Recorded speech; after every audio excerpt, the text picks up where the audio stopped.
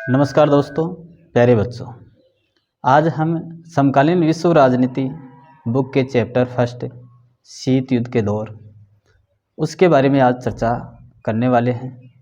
हमने पिछले video session में पढ़ लिया था कि जो यूएसए और यूएसएसआर दो महाशक्तियाँ थी, उन दो महाशक्तियों को बनने का कारण, उनमें छोटे देशों के साथ क्यों संबंध बनाते थे, उनके साथ संबंध रखने का क्या कारण था। तो आइए आज की वीडियो सेशन क्लास में हम बात करने वाले हैं। छोटे देशों के साथ गठबंधन शीत युद्ध के दौर में ये महाशक्तियाँ, दो बड़ी महाशक्तियाँ थी। एक थी अपने पास अमेरिका और एक था सोवियत संघ। ये दो महाशक्तियाँ ऐसी थी जो छोटे देशों के साथ भी अपने संबंध बनाती थी। क्यों बनाती थी, इनका गठबंधन करने का कारण क्या था। तो बात करें, ये महाशक्तियाँ जो छोटे देशों से संबंध रखना चाहती थी, वो किस कारण से रखती थी, ऐसे क्या कारण थे जिनके कारण ये संबंध रखते थे। तो हम बात करें छोटे देशों से साथ गठबंधन क्यों करते थे, तो भू क्षेत्र की बात करें तो एक दूसरे देशों के ध्यान में रखने के लिए, एक दूसरे देशों का ध्यान रखने के लिए, यानी कि कोई देश आक्रमण ना कर दे, आक्रमण करने की योजना न बना रहा हो, तो इन छोटे देशों के कारण, यहाँ भू क्षेत्र रहने के कारण वो अपने सैनिक अड्डे तैयार कर लेते थे इन जगहों पर, या ऐसे कुछ सैनिक तैयारियां कर ली जाती थी जिनके माध्यम से कोई दूसरे देश कोई हलचल करता है तो उसके बारे में पता लग जाए। तो एक दूसरे देशों का ध्यान रखने के लिए ये इन देशों के साथ गठबंधन करते थे, इन देशों को अपने में मिलाने का प्रयास करते थे। दूसरी बात करें, जो छोटे से महत्वपूर्ण संसाधन, जो छोटे देश थे, उन छोटे देशों से महत्वपूर्ण संसाधन प्राप्त होते थे। यानी कि ये तो है नहीं कि जो बड़ी महाशक्तियां उनके पास सब संसाधन उपलब्ध हो, तो ऐसे जो संसाधन जहां पर छोटे देशों के पास वो संसाधन उपलब्ध मिल जाते थे, एक विविधता, ये नहीं है कि वहाँ पर सभी प्रकार की विविधता है और सब चीज़ें वहाँ पर मिलती हो, ऐसा तो है नहीं। तो यहाँ छोटे देशों के पास, कहीं छोटे देशों के पास ये भी प्राप्त होता था खनिज और तेल। युद्ध में खनिज, तेल ऐसी मात्राओं का प्रयोग सबसे ज़्यादा होता था, तो वो छोटे देशों से वो प्राप्त करते थे। तो खनिज, तेल ऐसे इस कारण से भी वो संसाधन प्राप्त करते थे छोटे देशों से, इस कारण से भी वो संबंध बनाने का प्रयास करते थे। क्योंकि महाशक्ति जो विचारधारा थी, इनका जो कारण है, इसके छोटे देशों के कारण निकल कर आते हैं कि जो छोटे देश थे उनसे महाशक्तियाँ अपनी विचारधाराओं से युद्ध भी जीत लिया करती थी। जो युद्ध था एक सामान्य युद्ध, एक विचारधाराओं का युद्ध, जो युद्ध था विचारधाराओं का, वो विचारधाराओं के कारण ये छोटे देशों को अपने में मिलाना, मतलब अपने को अपने अंदर उसको समाहित कर लेना। अगली बात करें आर्थिक मदद, छोटे देशों से गठबंधन बनाने का कारण भी एक ये माना जाता है कि आर्थिक मदद भी वो लेते थे इन छोटे राज्यों से, छोटे देशों से। बात करें सैनिक ठिकाने स्थापित करने के लिए, छोटे देशों में युद्ध के लिए सैनिक ठिकाना, जैसे हमने बात की थी सोवियत संघ गणराज्य के पहले वाले वीडियो सेशन में बात कर ली थी कि जो सोवियत संघ था उसने क्यूबा में अपने सैनिक अड्डे तैयार किए। कहने का मतलब मिसाइलें वहाँ तैनात कर दी गई अमेरिका के सामने, क्योंकि उसके जस्ट पास में रहने के कारण वह एक छोटा देश था, लेकिन वो फायदेमंद रहा किसके लिए, सोवियत संघ के लिए। तो इस कारण से भी वो क्या करते थे, सैनिक ठिकाने बनाने के लिए जगह उनको मिल जाए युद्ध करने के लिए। तो इस कारण से वो सैनिक जो छोटे देश थे, उन छोटे देशों से ये महाशक्तियाँ अपना संबंध बनाती थी। अगली बात करें, युद्ध में होने वाली सामग्री, जो भी खर्च, यानी युद्ध में जो सामग्री खर्च होती थी, उस सामग्री के खर्च को छोटे देशों पर बांटकर अपना खर्च, जो भी अपना खर्च होता था, वो बोझ किसके ऊपर डाल देते थे, उन छोटे देशों पर। क्योंकि युद्ध में क्षति होती थी, जो संसाधन थे वो खत्म होते थे, सामग्रियाँ खर्च होती थी, उनमें जो पैसे वगैरह, आर्थिक स्थिति जो कम होती थी, उस आर्थिक स्थिति को वापस से पुनः मजबूत करने के लिए छोटे छोटे देशों पर थोड़ा थोड़ा उनके ऊपर आर्थिक बोझ डाल दिया जाता था कि उनसे हम क्या कर ले, सभी देश मिलकर, छोटे छोटे देश से सभी मिलकर उनको आर्थिक सहायता पहुंचाने का प्रयास करते थे, जिनसे उनकी शक्ति में कोई कमजोरी नहीं आती थी। तो ये भी कारण माना जाता है कि जो युद्ध में होने वाले जो खर्चे थे, वो खर्चों को क्या करते थे, बड़ी महाशक्तियाँ इन छोटे देशों पर अपने बांट दिया करते थे, जिनसे उनका बोझ कम हो जाता था बड़ी महाशक्तियों का। तो ये भी कारण माना जाता है कि छोटे देशों के साथ ये गठबंधन इसलिए करते थे। बात करें जो छोटे देश थे, इन छोटे देशों के साथ क्या महाशक्तियाँ ही इनसे प्रभावित थी, क्या महाशक्तियां इनसे संबंध रखना चाहती थी। इसके अलावा छोटे देश इन महाशक्तियों से भी संबंध रखने का प्रयास करते थे। क्यों करते थे? छोटे देशों को फायदा होता था। क्या फायदा? कि सुरक्षा की गारंटी देते थे। यदि मान ले कि छोटे देश पर कोई आक्रमण किया जा रहा है, जैसे क्यूबा की हम बात कर रहे थे, तो क्यूबा में क्या हुआ था? क्यूबा पर संकट मंडरा रहा था अमेरिका का, तो अमेरिका का संकट मंडरा रहा था, तो इधर सोवियत संघ क्यूबा की सहायता करता है, वित्तीय सहायता प्रदान करता है, और युद्ध की संभावना रहती है तो वह सैनिक भी भेजता है। तो ऐसी स्थिति में छोटे देशों को फायदा होता था। किसी भारी शक्ति द्वारा कोई आक्रमण किया जाता था तो उस समय ये बड़ी महाशक्तियां इन देशों का, छोटे देशों का साथ देती थी, तो सुरक्षा की गारंटी देती थी बड़ी महाशक्तियां। बात करें आर्थिक मदद करना, कभी कभार छोटे देशों को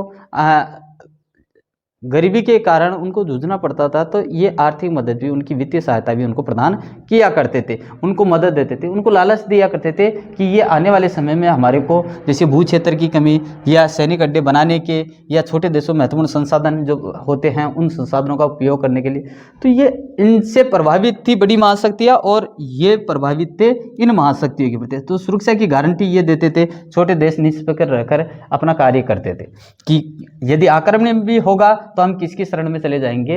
बड़ी महाशक्तियों की शरण में चले जाएंगे। सैन्य सहायता, युद्ध यदि छोटे देशों के साथ किसी दूसरे देश के साथ कोई युद्ध होता था तो उस समय ये बड़ी महाशक्तियां, जैसे अमेरिका, सोवियत संघ की बात करें तो ऐसी महाशक्तियां इनको सैन्य सहायता भी दिया करती थी, जैसे हथियार है, अणु परमाणु बम है, ये बम वगैरह, ये हथियार इनको पहुंचाने का काम करते थे। तो हम इससे ये भी समझते हैं कि छोटे देशों को फायदा था बड़ी महाशक्तियों से। जितना फायदा बड़े देशों को था, बड़ी महाशक्तियों का था, वैसे ही विश्व में छोटे देशों की सहायता कर रहे थे ये बड़ी महाशक्तियाँ। इसके अलावा हम बात करें शीत युद्ध के दायरे, शीत युद्ध के दायरे यानी कि आमने सामने होने का डर तो था, भाई आमने सामने हो जाएंगे, लेकिन फिर भी तृतीय युद्ध नहीं होता, तीसरा युद्ध नहीं होता है। क्यों नहीं होता है? इसका कारण थे, इसके अनेक कारण थे। जो कारण हम देखते हैं, पहला क्यूबा मिसाइल संकट 1962 में। क्यूबा में हमने पढ़ लिया था कि क्यूबा क्या था। निकिता क्रुश्चेव के माध्यम से जो रूस की नेता थी निकिता क्रुश्चेव, वो क्या करती है, अपने सैनिक अड्डे तैयार कर लेती है क्यूबा में, क्योंकि डर था सोवियत संघ को कि अमेरिका के द्वारा कहीं आक्रमण ना कर दिया जाए, तो उससे पहले ही उसने वहाँ पर मिसाइलें तैनात कर दी और मिसाइलों का मुँह कर दिया अमेरिका की तरफ। 3 हफ्ते बाद में पता लगता है उनको कि अमेरिका को कि यहाँ पर तो सैनिक तैयारियाँ कर ली गई है, मिसाइलें तैनात कर दी गई है। तो फिर बाद में जॉन एफ कैनेडी ने वहाँ पर अपने जो जंगी बेड़े थे उनको भेज दिया गया कि जहाजी बेड़े यहाँ पर ना आ पाए, समुद्र में जो आ गए हैं उतने तो सही है, लेकिन अब और ना आए, वो अपने लगातार सैनिक अभियान तैयारी पर ना लग जाए और मिसाइलें न ले आए। तो इसलिए ये क्यूबा मिसाइल संकट एक चरम बिंदु माना जाता था शीत युद्ध का दौर का।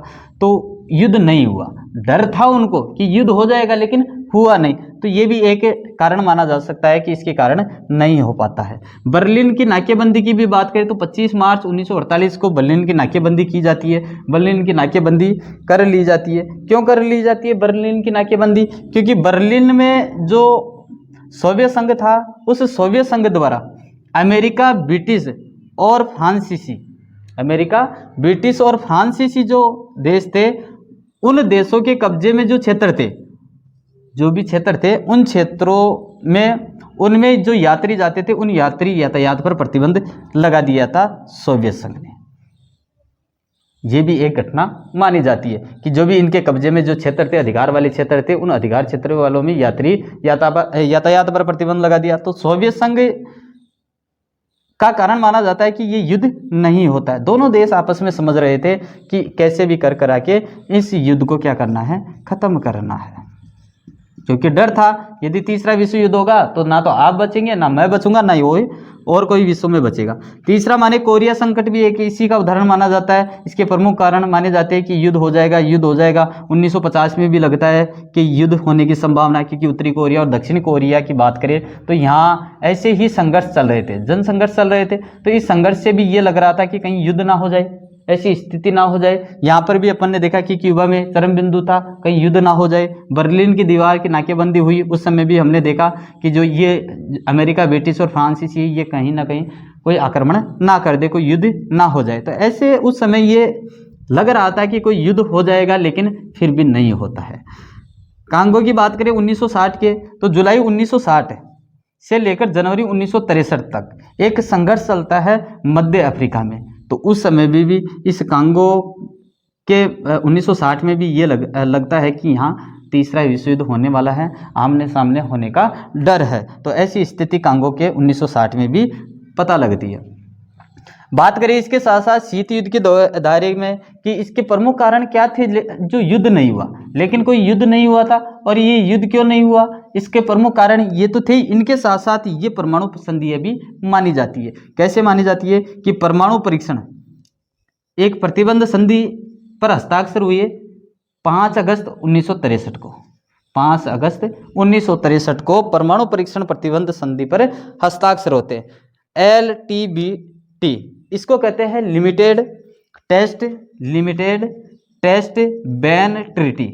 लिमिटेड टेस्ट बैन ट्रीटी के नाम से ये संधि बनती है, परमाणु परीक्षण प्रतिबंध संधि। यानी कि देशों को ये कहा गया, इस संधि पर हस्ताक्षर जब हुए थे, इन हस्ताक्षर देशों में ये कहा गया कि अब कोई परमाणु परीक्षण नहीं करेगा। परमाणु परीक्षण करना है केवल इतने ही करने हैं जितनी आवश्यकता हो। तो इस संधि के तहत परमाणुओं पर क्या लगाई गई, रोक लगाई गई, और यह रोक तीसरे विश्व युद्ध नहीं होने देता है। अगली बात करें, ऐसी ही दूसरी एक संधि है परमाणु प्रक्षेपास्त्र परिसीमन संधि, जो 1972 में इस पर हस्ताक्षर होते हैं। तो इसी प्रकार एक संधि फिर से लागू की जाती है, परमाणु